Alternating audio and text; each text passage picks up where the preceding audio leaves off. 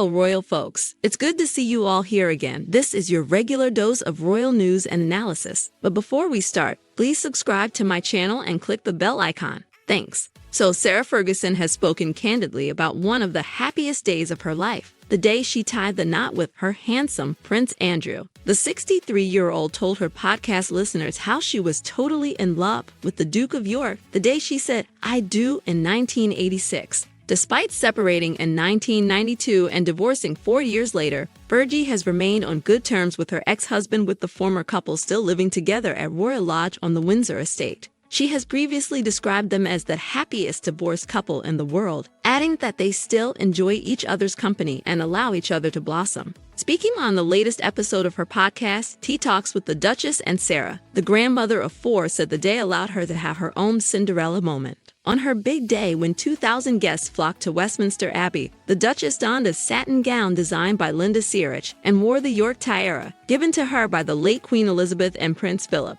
Recalling one of the best days of her life, Fergie said, "In 1986, the nation stopped and took a holiday on July 23 for the farmer's daughter going up the aisle with an extraordinary tiara given by Her Majesty, which had gardenias floating all the way through it so you could see sparkles, but you couldn't see the tiara. It's an extraordinary story of Cinderella, really, isn't it? I wasn't exactly milking the cows on the farm. It was a very lovely life I had, but my father still farmed. Of course, I absolutely was totally in love with my handsome prince." Before she met Andrew, the Duchess undertook a course at Queen's Secretarial College in Kensington. She worked in PR before joining an art gallery where she would spend 45 minutes commuting to work via bus or bike. She continued, "Up I went, up Westminster Abbey, and there at the end was the handsome prince with his full naval uniform on, and the nation stopped. Westminster Abbey was just abuzz with belief." Fergie said she believed in what she was doing on that day. "That was one of the greatest days of my life," adding, "I believe that it was an extraordinary moment in time."